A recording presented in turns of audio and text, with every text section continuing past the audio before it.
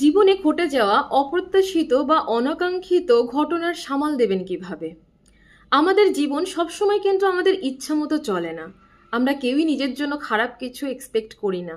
কিন্তু তা সত্ত্বেও আমাদের সাথে কখনো না কখনো নিজের ইচ্ছার বিরুদ্ধে কিছু অপ্রত্যাশিত ঘটনা ঘটে যায়।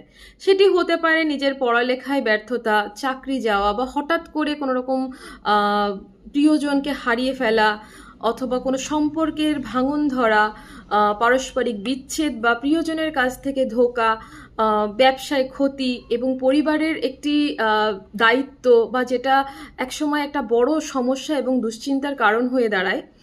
এরকম কিছু পরিস্থিতি আসলে আমরা নিজেদেরকে অনেক সময় ব্লেম করতে থাকি যে কেন আমার সাথে এটা ঘটলো, আমি তো কখনো কোনো দোষ করিনি, অথবা কেন আমার সাথেই এটা বারবার ঘটছে।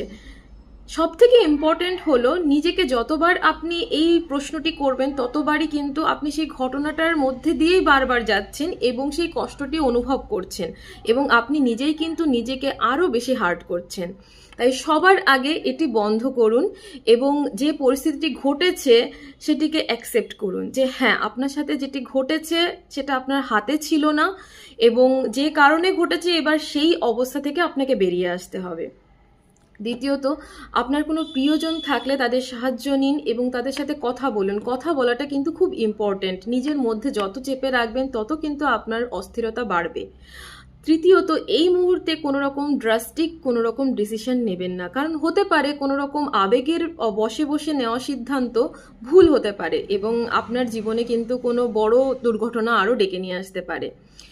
এই সময় ধৈর্য এবং সাহসিকতা, নিজের মানসিক জোর, দৃঢ়তা এগুলোই কিন্তু আপনাকে সব থেকে বেশি সাহায্য করবে। যদি আপনার কোনো রকম সেরকম বন্ধু না থাকে বা সেরকম বিশ্বাসযোগ্য কেউ না থাকে, একজন এক্সপার্ট অ্যাডভাইস নিন, প্রয়োজনে ওষুধ খান, কাউন্সেলিং করুন এবং আপনি আপনার সেই অবস্থা থেকে কিন্তু নিজেই বেরিয়ে আসতে পারবেন।